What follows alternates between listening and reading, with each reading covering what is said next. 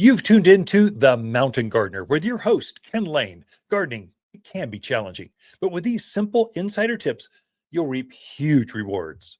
Now, let's tune into today's Mountain Gardener with Ken and Lisa. And welcome to this week's edition of The Mountain Gardener. Your host, Ken Lain, here every week talking about the landscapes of northern Arizona. We're 1 month into the season, the spring planting season. It's virtually here. There are a couple things you should feel angst about. You should feel anxious. You should want to kind of prepare getting things ready. And one is soil preparation. The other is pruning. I mean, you need to get these things are kind of in the way. So during nice days, there's time.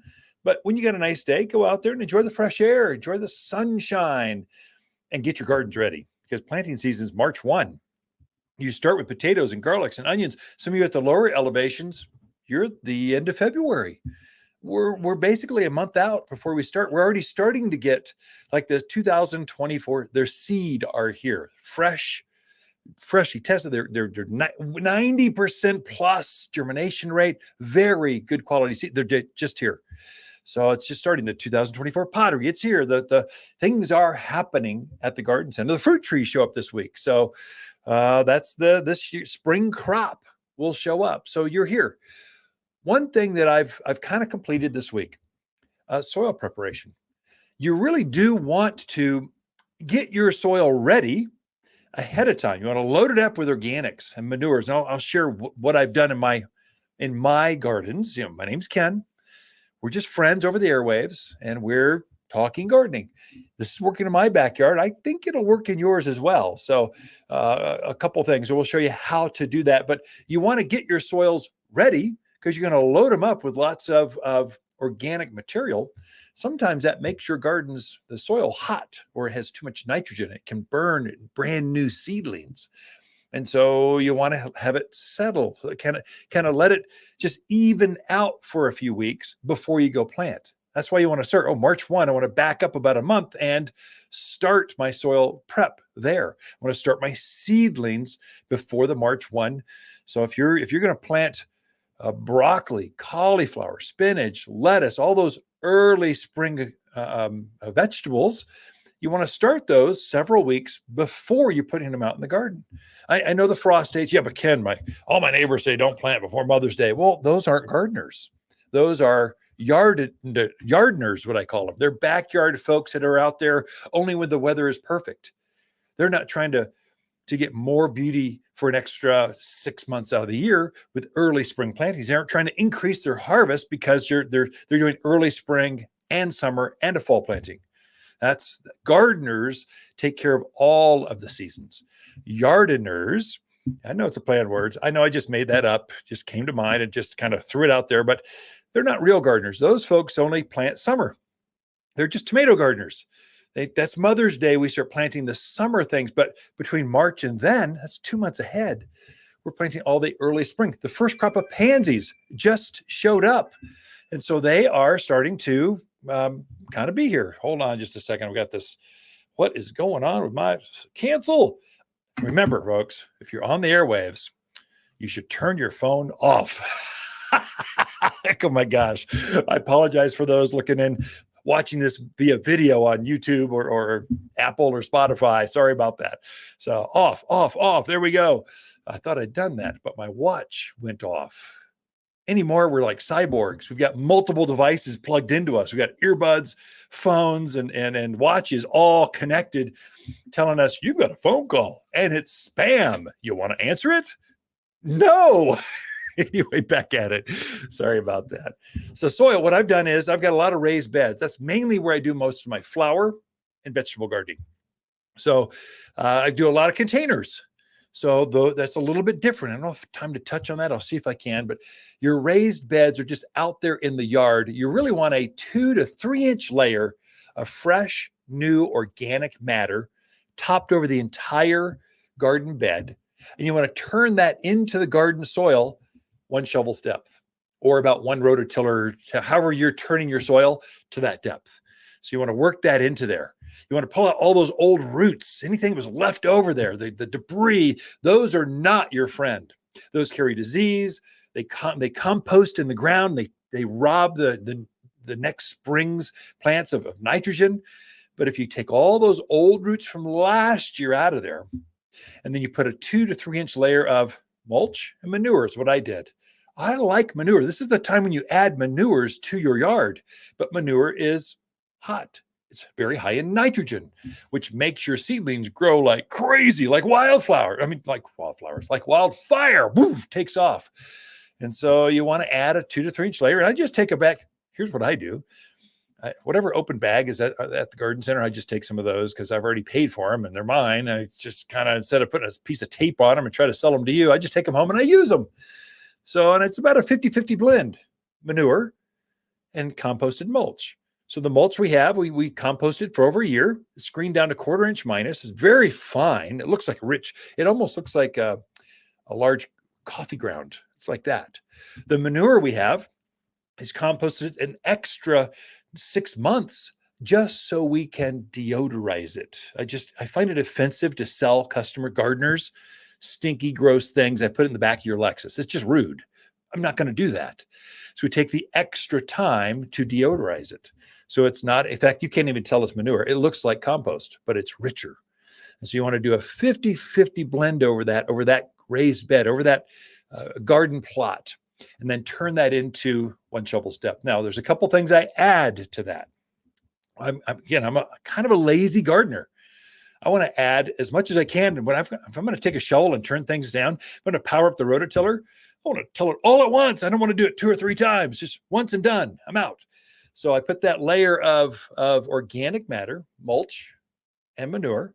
I'll add my fertilizer for spring. So I make a fruit and vegetable food. It's an organic food, but I like that one, either for flowers or vegetables, either one. It's made for vegetables, fruiting and vegetable crops, because it's loaded up with calcium.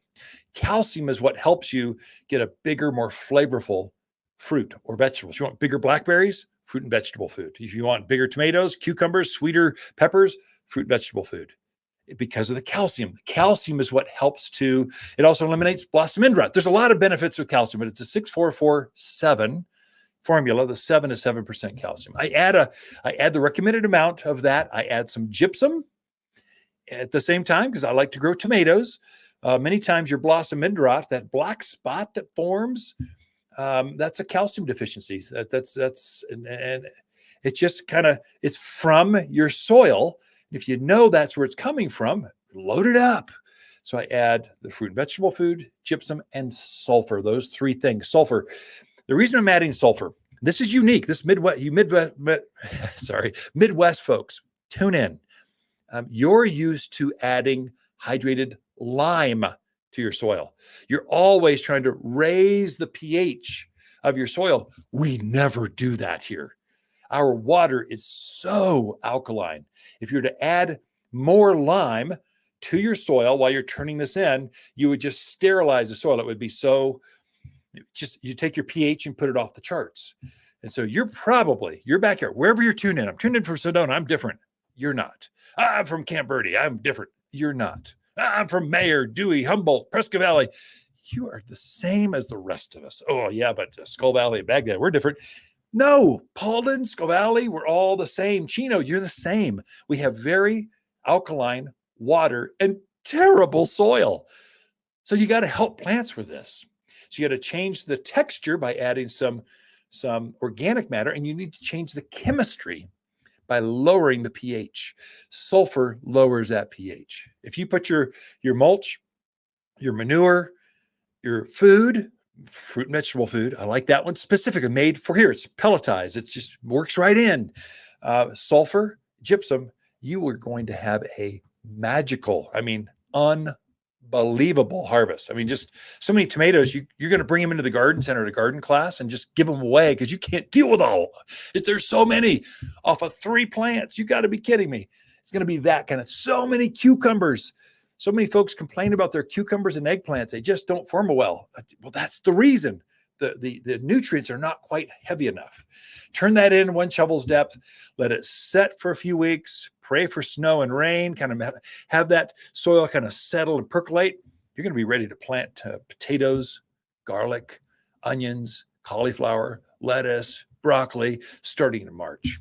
Anyway, we got a lot in store for you. Lisa Watters Lain coming in right after this. Hi, Watters with the plants of the week and our double pink Lenten rose. Stunning double pink flowers dangle from this amazing perennial. And this flower stands apart from the rest for its tremendous color impact that starts in midwinter and then holds its blooms right through spring. So tough it's rarely bothered by bugs and completely deer-proof. Watters Garden Center, 1815 Iron Springs Road in Prescott. And we are back with Lisa Watters Lain in the studio. She comes each week with your garden questions. Just what are people talking about? So you have been like one industrious little bumblebee, my little dear. Little bumblebee? It's something like that. It came out of my head. Yeah. So you've hired lots of people. You've been interviewing like crazy. You've got roses in. You got teams of people cleaning, sweeping, setting tables up. It's coming. It's not here, but we're getting ready, huh? We're getting ready. I can feel it. There's like the excitement out there. People are definitely ready to be outside this year. I was telling folks that the classes are large, so there's some energy there, and I think part of it is we've just been pent up way too long. Definitely. You can only bake cookies so long, and finally you just put on 10 pounds. You need to get outside to do something. Yeah, that's kind of where I'm at. I've baked enough cookies to last a lifetime. So what kind of garden questions do you think we have that would be interesting? You bet. So Catherine's out in Chino. All right. She wants to know, is it too early to be planting fruit trees yet? And then it's a two-part question. So pay attention. Go. Catherine. Oh, only one and done. Second part, well, actually, maybe it's a three-part. Are all peaches self-pollinating? So peach trees. Okay. And then second one, which is the best cherries for this area? Okay, so that's one, Catherine. You should take the 10-mile drive and visit us here at the garden center. It's worthwhile. It is. But real quickly, we can go over in 90 seconds or whatever over the airwaves. Yes, you can plant fruit trees right now. It is a very good time. So grab them while you can. Mm-hmm. We even just got some apricots in. We did. We could not find apricots to save us last year. There were none. So we plugged more and we've got them in. They're fully rooted and they look really good. They do. So they look nice. They're going to fruit, and they're a fruiting age, so they'll produce well for you. Going back to, can you plant? Yes. Peaches, pitted fruits generally are self-pollinated or self-fruitful. Once it only takes one. It's got the male and female flower in the same tree. So peaches, all the peaches are self-pollinating. All of the apricots self-pollinating. Many of the plums are. Cherries 50-50. So it just depends. They all do better if you can get different varieties. Put a Glenhaven and a Red Baron or an Alberta and a Ranger. You can put two varieties out there. You'll do better, and the fruits will be bigger, but it will produce by itself. Mm-hmm. And the other one was, cherries. Best cherries. Cherries are going to be, generally takes 2 cherries to have good cherry crops. Now, there are some varieties like your Lapins. I think the sour cherries, all the pie cherries. Stella's a sweet cherry that will produce up by itself. So there's some, but they'll do better if you got multiple. So Bing, Black Tartarian, that takes 2. So generally in Chino Valley, you got a little bit bigger properties out there and unlimited water, a lot of you. So get 2. Yeah. But if you want, you can have 1. We've also got a number of, they call them cocktail trees. We've grafted several varieties of peaches or an apricot peach and several varieties of apples on the same trunk. So one tree can have 3, 4, 5 different varieties of fruit on the same tree.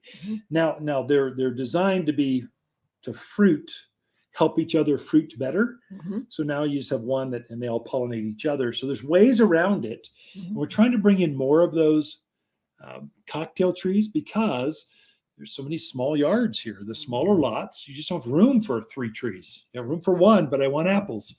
We got you covered here at Watters Garden Center. So yeah, that's true. We're actually getting some really cool trees. I'll probably talk about it next week. Okay.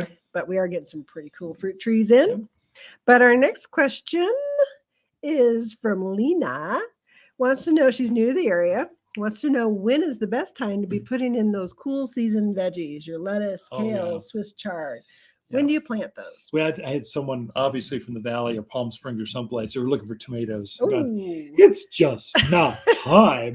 So, but cool season. Yeah. We probably have those coming in. So the roses arrived. So probably the cool season will be in a couple of weeks. So usually just after Valentine's, we'll start bringing in all the leafy crops. So like Lena's asking, the cabbage, kale, Brussels sprouts, all the things you're harvesting, the foliage or the stems, broccoli, cauliflower, spinach, lettuce, it'll all be in then. And you can put those in now. So get your soils ready right now and let it percolate. Pray for another storm. Get it all set. And then you need some moisture to kind of settle things down. And then by the end of this month, the latest, you can start putting those things in the ground. I would say potatoes, onions, garlic, asparagus, all that stuff, strawberries, they can probably all start going in by the end of this month. But for sure, March, you are full plant mode by then. So it's time. Lena, come talk to us. Come visit. We're lonely here. Well, yeah, we are. All right. Gary says, I didn't think camellias would grow here, but a neighbor told me you carry them. Do you have them and will they grow here? Yeah, so good. Gary, I'm glad you're neighborly and you've got garden neighbors. So they're kind of getting you going. Yes, there's like 2 or 3 varieties. So most camellias, no, will not grow here. They're more of a tropical plant. But there are a couple hybrids that they figured out how to get more antifreeze in them. It's all about the cold winters. That's what takes them out. We've got one called Ice Princess series. Ice Angel. Ice Angel. Basically, the word ice or snow in their name, and you know they're hardy. The flower will be maybe 4 or 5 inches across, not the ones that are as big as your hand. Right. But they compensate for just more blossoms. They'll have twice as many as a standard tree type of camellias, let's say from California you're used to. That's probably Gary's from the West Coast. We'll call them out, but they grow a lot of beautiful camellias in the Northwest, that area. Yeah. They can grow here too. They'll generally be shrubs, not a tree. And generally they'll be maybe chest high or so. They generally like a little more shade than sun, although they'll take some sun. They just don't want that midday in June. Right. That's really hard on them. None of us do. Yeah, especially camellias. But yes, you can grow those. I only have those in the winter because it's a winter bloomer. As soon as maybe we've got 40 or 50 of them right now. When those are out, we're gone for the season until the next winter. And they are very heavily budded right now, like a rhododendron. They've got that big a heavy bud on them. So it's time to plant those, get them in the ground, put them in pots. They're great at the front door in a big container. They're glorious. They're evergreen. They smell good. They got a lot going on for them. Underneath the covered patio or something. That's a place to put them. Yeah, definitely. Well, by golly, you're short-winded today. Usually I have 3 questions and then we never finish them all. So what's the most exciting? You've had so many plants that came in this week. What's the most exciting thing you've seen that you kind of went, oh, I want one of those at our house, which we're packed, but there's always room for one more. Well, whatever. Okay. Well, we got 2 loads of houseplants in this week. So if there's a houseplant that we don't have, I would be amazed. It's a jungle in there. It is amazing. And I'm going, I want that one and that one. And I'm like, oh, I'm already got a lot, but I have a few picked out. I got a Rex begonia. Oh, nice. Is it in bloom? No, but it's got some buds, so it's going to bloom. But the leaves are gorgeous. They're kind of a red, gray. Yeah. Oh, it's so beautiful. I know right where I'm going to put it. It's going to drive you nuts. No, I like it. I like it. So in our house, as long as you're pretty, you're welcome. The second you get any kind of ugliness to you, it's in the dumpster. Or you're put on the front door to freeze to death. True. But I've had very good success lately. Yeah. I haven't killed a houseplant in a long time. We are out of time, Lisa. Yeah. Thank you very much for being here. Great questions this week. So Ken and Lisa Lain, the Mountain Gardeners, be right back after this. Cocktail trees turn any backyard into a veritable farmer's market. At Watters, we've grafted onto one tree different types of cherries. apples, and pears for easy backyard fruit picking. These small fruit trees grow in containers just off the patio in smaller yards. Anyone can grow a fruit cocktail tree. You'll find braided cocktail trees with multiple fruits beautifully braided into one tree. Fruit cocktail trees are ready to plant at Watters Garden Center in Prescott and wattersgardencenter.com. At the start of the show, I had mentioned that there's two things you really need to be focused on. I mean, you should feel like I need to get out there and start the season. That was preparing your soil. Told you how to do that. That was the first segment. And then also pruning and cutting things back. So getting your perennials cut back, cutting back your fruit trees. Now through middle of March is your window. So it's a big window, but you should want to finish this thing up. So I'm kind of done with mine. And one of the mysteries I find folks have, last week's garden class, one said, again, I've got 3 big pampas grass. 2 of them grow really well. One of them just languishes. It doesn't do anything. What's going on? Help me.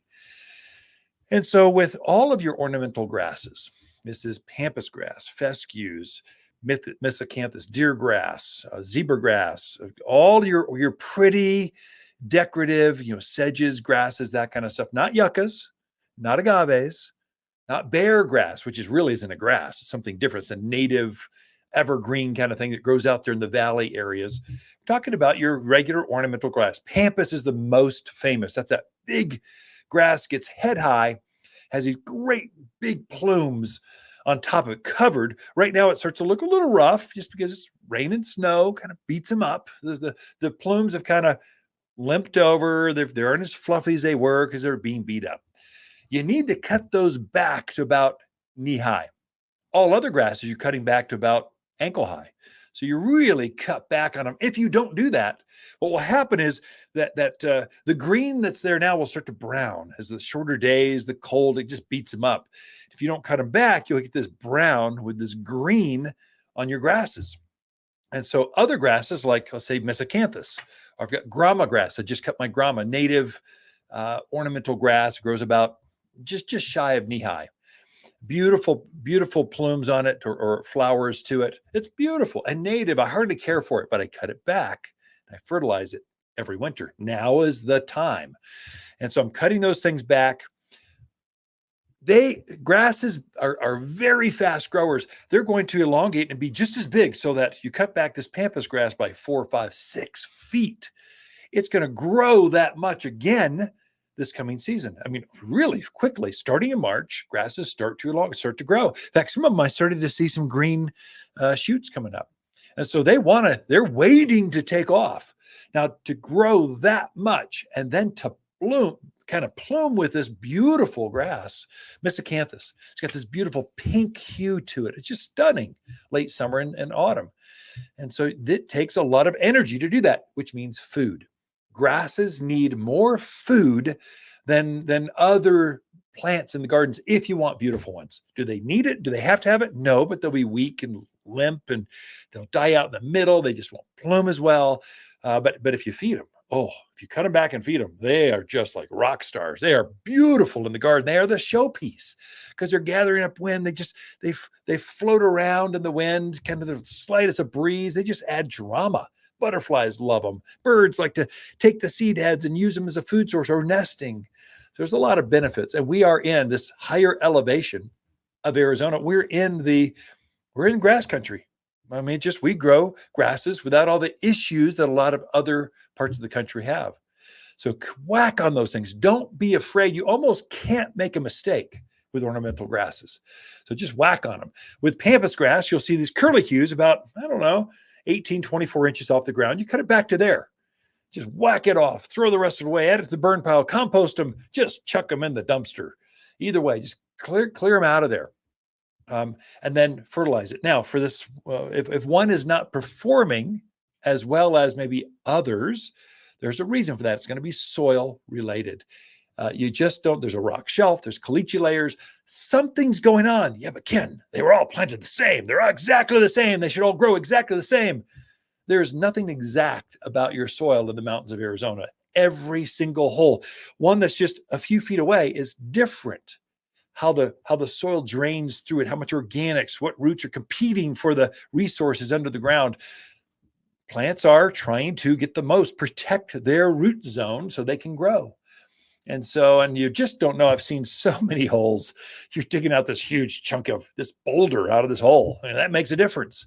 So something's going on that you don't see. That's why that one is languishing. It's not, or maybe you got some grubs or something. Something's going on there. But what I told this gal was, hey, take a bag of manure, cut it back, take a bag of manure, just put it around your pampas grass. I think that extra nitrogen and organics are going to be a game changer for that plant. And so if you're doing it, do it to all three of them. Don't hold back and go, this one's special, I'm gonna make them grow. This one, you're held off, I'm trying to even you out. Just treat them all as special children. You're trying to grow out in the backyard. And you want the most out of them. Here's what made these others happy. I want you to be happy too. Everyone gets some. And then fertilize it. I would say grasses would benefit most from 744 all-purpose plant food. The reason I say that, it's got bird guano and cottonseed meal in it. Those two ingredients, grasses love bird poop. I mean, they just love it. They feed off it. They grow faster. And the cottonseed meal is what grows huge plumes. You get better, showier grasses.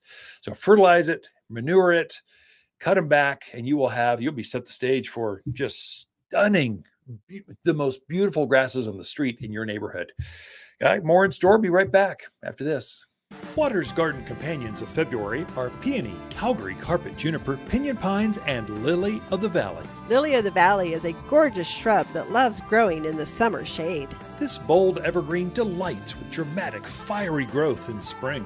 Fragrant wedding cake layers of white flowers hover on graceful arching stems. Each dainty flower is utterly detestable to deer and javelina. Shop the most perennial shrubs in Prescott by store or online at watersgardencenter.com. And we are back with Ken and Lisa Lain, the Mountain Gardeners, here every week. And we talk about, well, whatever Lisa wants to talk about in this segment. And so you are just the most chit-chatty person that I know. I am? Not even remotely chit-chatty. She can go through life and I need 25,000 words a day so I feel good about myself and others. Mm-hmm. You only need it per week. I'm a woman of few words. You sure are. But I'm glad you're here sharing with us. So I'll try not to use my 25,000 words. You should give a word out to folks. Yeah. We are expecting a grandson in about 10 days. Weeks. Official date is February 15th. Okay. But we'll see. We'll see. Kate, our oldest, for those of you that know our family, Caitlin's our oldest. She lives in Austin, Texas right now, but she's going to deliver here in a couple of weeks. We're very excited. I'm excited because I want to go see a new grandbaby. I do too.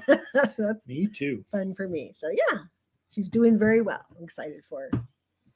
But yeah, speaking of February 15th, day after Valentine. So Valentine's Day is a coming, folks. Do you have your special person their Valentine gift yet?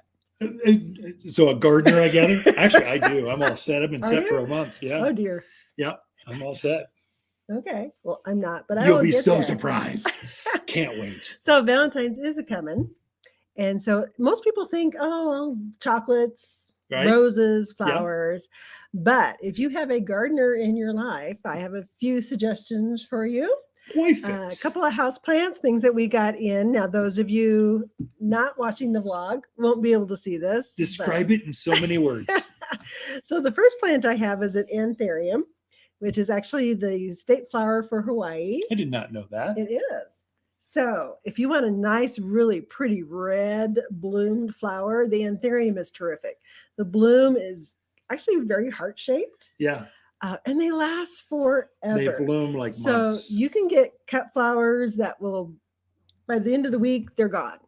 But you get them a blooming plant and you got color for a long, long time.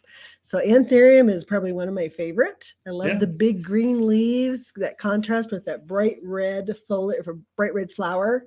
It's beautiful. So it's got a heart-shaped flower, just a little bit shy. It's the size of a child's hand, so it's not quite as big as yours, but close. Mm-hmm. The leaves are nice, waxy leaf, and the stamen on it's a bright yellow compared to the bright, like blood red. It's not even blood red. It's brighter red than that. Yeah. Flower. It's like heart red. It screams hearts and valentines. It And does. just a pretty little plant that blooms forever. This is a floral grade. It is happy as can be. Definitely an indoor plant. Oh, you yeah. want to keep them indoors. You'll be happy there. Bright room. Likes the moistures, a little humidity is terrific for it. Why not have a little Hawaii in your home? This is the state flower for Hawaii, right? Yes. Is that what you said? Well, there we go. Yes, there you go. So that is one option for you. The other one I have is a bromeliad. So the thing I like about bromeliad, you talk about long blooming. So bromeliads have that big, beautiful flower that comes out of the center. It can be red, it can be pink, it can be yellow, a lot of different colors. But they will bloom almost up to a year. Yeah. That bloom will last. Yeah. So I think they're better than orchids because orchids, I mean, beautiful, not knocking orchids, but when they don't bloom as long as a bromeliad does. Yeah. They bloom a month or two. These bloom for a year or two. Right. Totally different scale. Oh, definitely. It almost looks like a pineapple or something. It does. It has. Like a flower. That bright flower. red flower coming up, just kind of erupting out of this, almost like a yucca kind of leaf to it. Bright green, and that bright, that is a blood red kind of color to the flower. Yeah. And you can sit that in an office. Oh, yeah. And you'll look like a gardener, but you don't do anything for it. That's great. So it's just beautiful. Definitely. How many colors of these do we have? So we've got, I brought in more of the Valentine colors. So we have a dark pink one, and we got 2 different colors of red in. So, but just really attractive foliage, nice color, lasts forever. So it's a very good option for your Valentine. And the price is right, so you can afford to buy one of every color for the garden Valentine and there you go. your love, your life. So those are 2 options. If you want, we also have African violets, which I didn't bring over, but I got some beautiful African violets right now too. All different colors, all in bloom, really gorgeous. But another option, of course, Valentine's roses. Everybody thinks of roses. So instead of getting a rose that's only going to last a week, get a rose that can be planted in a pot or a rose that can be planted in the ground. Last you years and years and years. Yeah. So we got in we call them dormant roses. I'll let you hold that. It's pretty heavy. This is fully rooted. So yes, so it is dormant. So it doesn't have the leaves or anything on it yet. But you see that big pot? It's a fiber pot. I don't know if you can see it. No. It's a big fiber pot. I don't want to get all this dirt on my keyboard. I mean, it's fine. I'm nervous. But what I want to say is that pot is full of roots. So it's not root bound, but it's got a nice root structure to it. So when you put it in the ground, it's not going to curl up and die. Yeah. And go, oh my gosh, it's cold, it's wet. It's going to have a nice heavy root structure to it. So it's going to leaf out in the spring. You're going to get beautiful blooms on it this year. If you look at the canes, and I think that's the one thing you got to realize, there are grades in dormant roses. Yeah. Definitely different grades. The canes on this one are as big as my index finger. I mean, they are big and hefty, and they're going to really produce some nice. So they've got roses. They've got A grade, B grade, C grade, and they even have a below grade that. We only carry A grade, so it's bigger, more balanced, 3 to 5 balanced canes. They actually go through a conveyor belt and they actually grade them out. And then the size of the canes. So they got wimpy canes and substantial canes. And what you want for $5 extra, you can have a really good grade of rose, or you can pinch a couple pennies and you'll struggle for 3 years before it finally catches up and blooms like a grade A rose would grow. So the quality does matter, and you don't necessarily see it unless you put them side by side, or you're a gardener and you've put a few of these in the ground. You just know, dang it, that didn't work out the way I wanted, or oh my gosh, I am a gardener. That's quality or skipping on things. So I was at one of the box stores. Don't say which one, but it's blue or orange. But they had a whole display of bare root roses. Yeah. Well, they were already leafed out. Oh my so what happens when you take this poor tender little bare root rose and you put it outside in the cold now? Yep. It's not going to be happy, people. Yeah. So you spend a little bit more, but you are getting a quality rose that you can put out there and enjoy this summer. So we got all different colors in. But a couple of one I want to mention that are usually a little harder to find that people always look for. So the Joseph's Coat Climbing Rose. So we got quite a few of those, and that one, it's just hard to find, but it's very popular. It's got the orange and yellows and pinks. It's a multicolored rose, just spectacular. We also got quite a few of the Double Delight, which is another really popular rose. It's a white with a pink edge to it, but the fragrance on that one will knock your socks off. It is absolutely beautiful. We got Sugar Moon, which is probably my favorite rose, which I don't know why I don't have one planted at the house yet. I don't know. You know what? I've got one that's kind of overgrown. I'm kind of getting tired of it.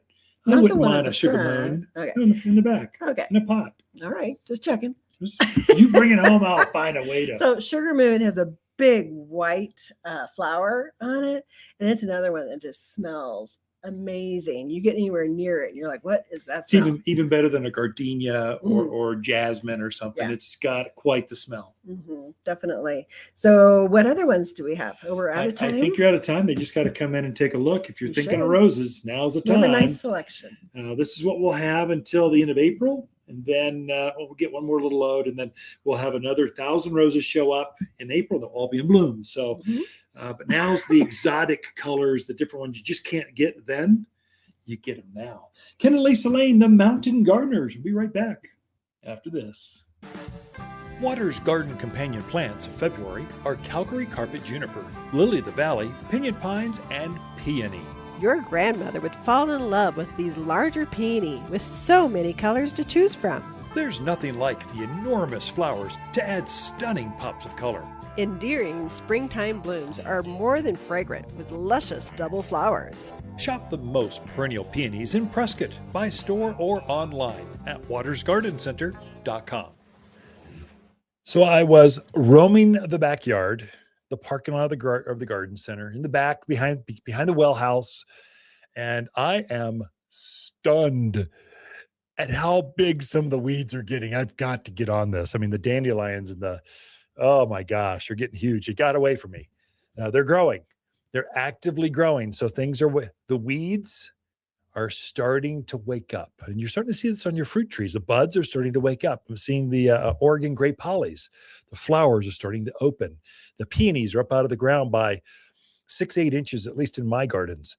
And I think you'll look closely. You'll see the eyes coming up out of the ground. They rest under the ground, and they come back fresh every year. Spring is here. It feels like last year. It would have been middle to the end of February before you saw this. Well, now it's at least 3 weeks early this year. So we're seeing spring. It's been so nice. And so I love it. I'll take it all day long.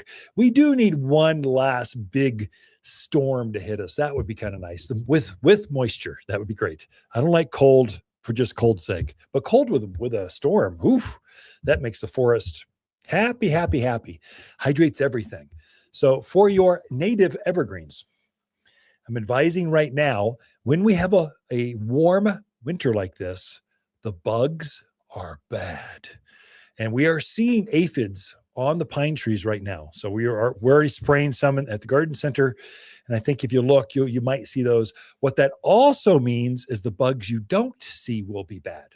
And so the bark beetle, the ips beetle, the flathead borers, the scale on the pinyon pines, your native plants will be at high risk this year. If you've got native trees at all, I would say treat them, or they'll just decimate them. And so a bark beetle is cutest little beetle. It's black.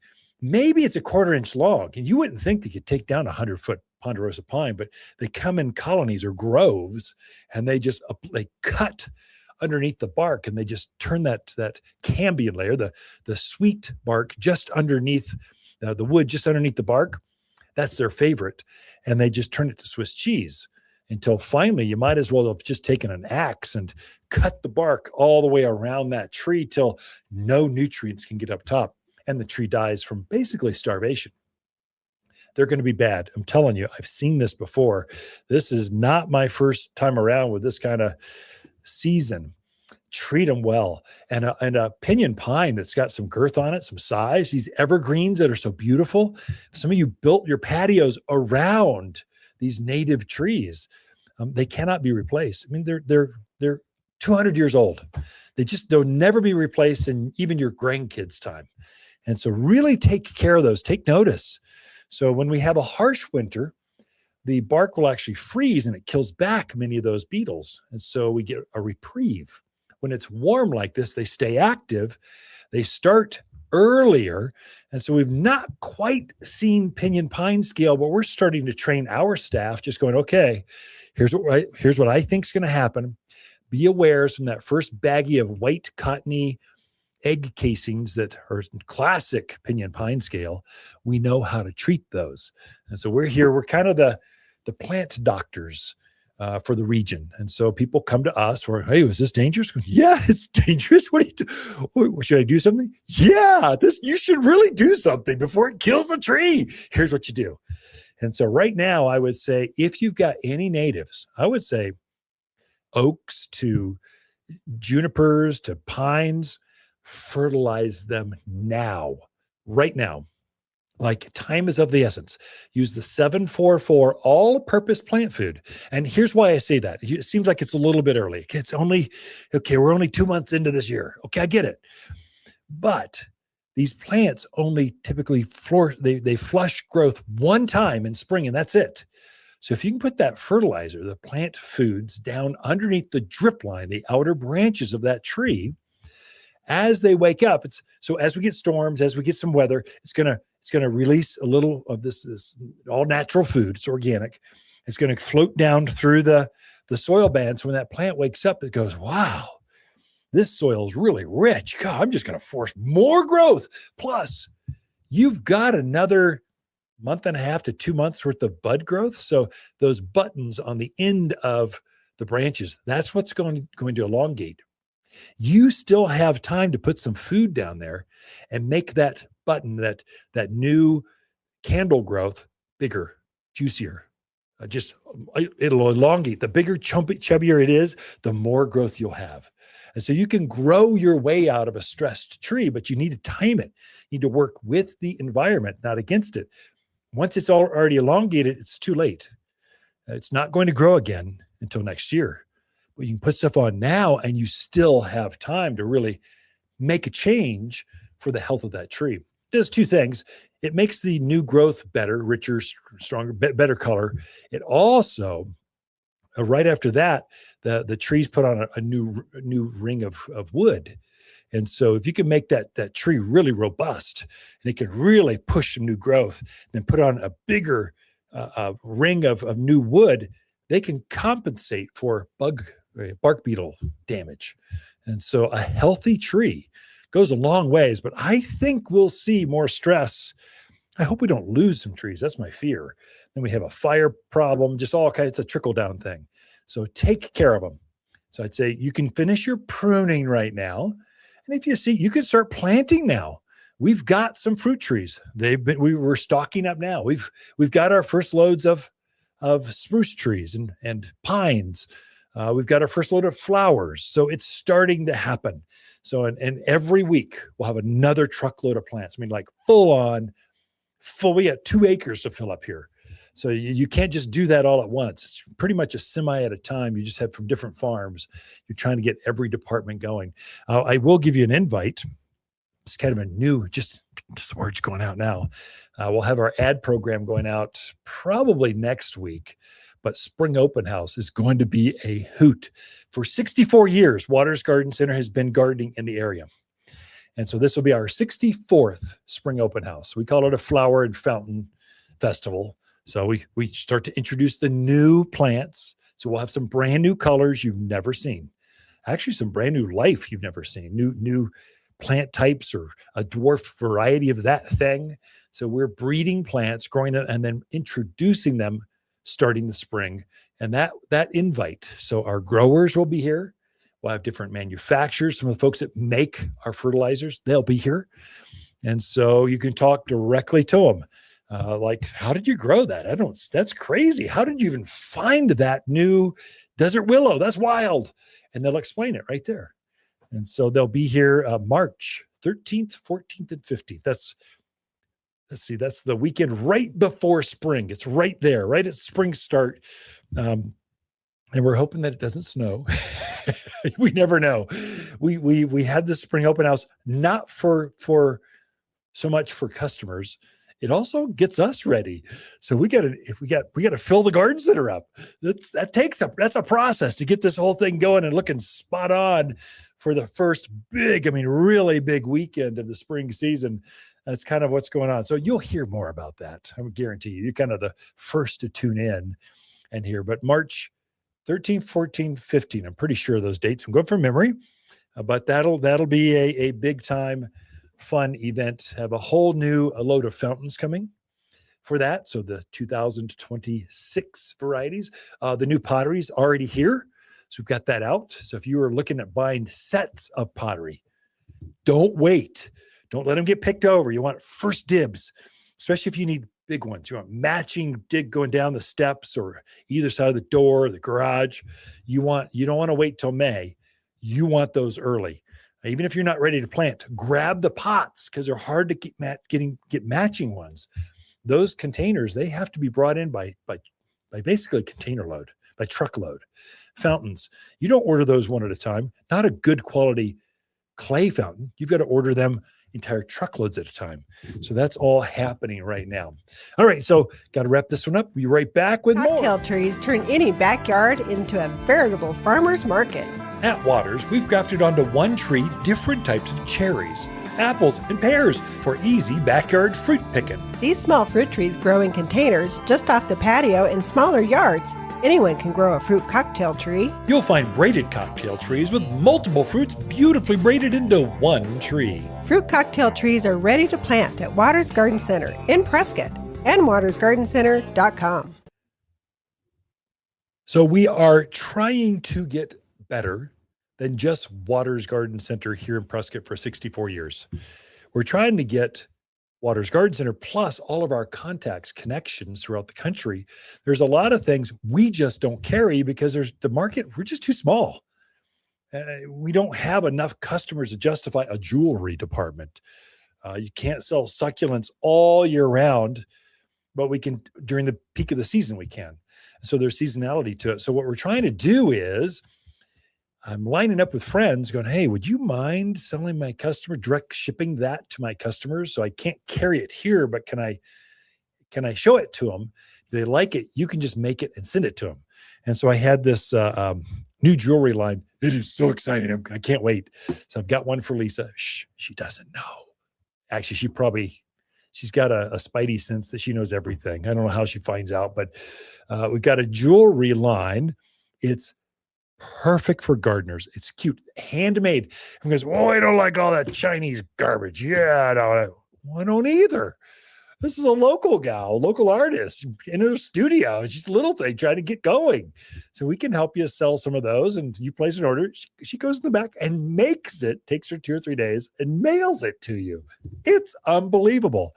So cute as can be. If you want to see some of that, we've set up 2 really good, I think, curated gifts for Valentine folks, gardeners, garden theme. Obviously, we're not just selling everything. We're not on Amazon, but we are a local garden folks, and we're curating for our customers what they want to see in their garden and garden themed things.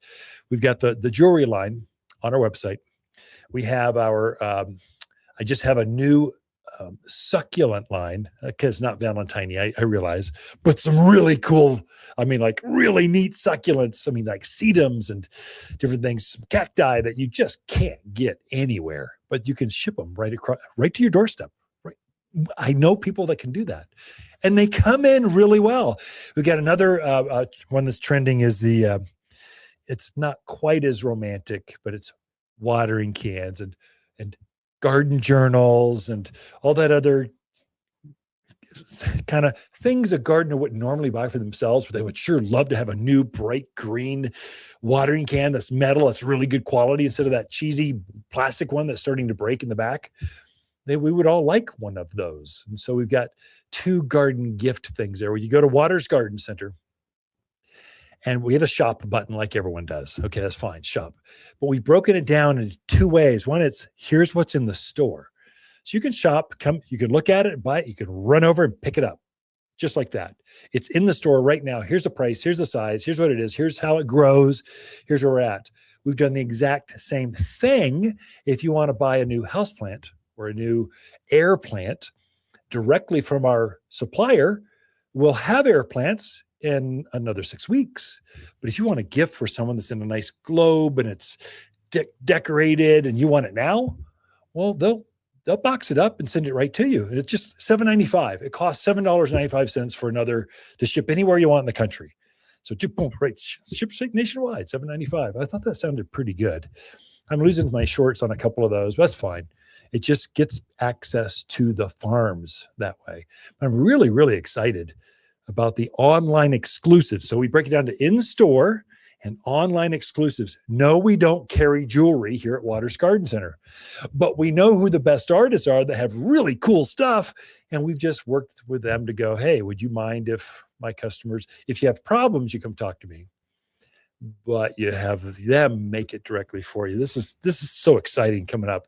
Take a look at that at wattersgardencenter.com. Throughout the week, Lisa and I love talking to customers, to gardeners right here at Watters Garden Center. Watters Garden companion plants of February are Calgary carpet juniper, lily of the valley, pinyon pines, and peony. Your grandmother would fall in love with these larger peony with so many colors to choose from. There's nothing like the enormous flowers to add stunning pops of color. Endearing springtime blooms are more than fragrant with luscious double flowers. Shop the most perennial peonies in Prescott by store or online at wattersgardencenter.com. For a more fruitful garden, increase success in the landscape that just feels better, then tune in daily to the Mountain Gardener podcast. Subscribe through your favorite podcast streamer or visit wattersgardencenter.com. Better yet, visit me directly right here at Watters Garden Center. Thanks for tuning in.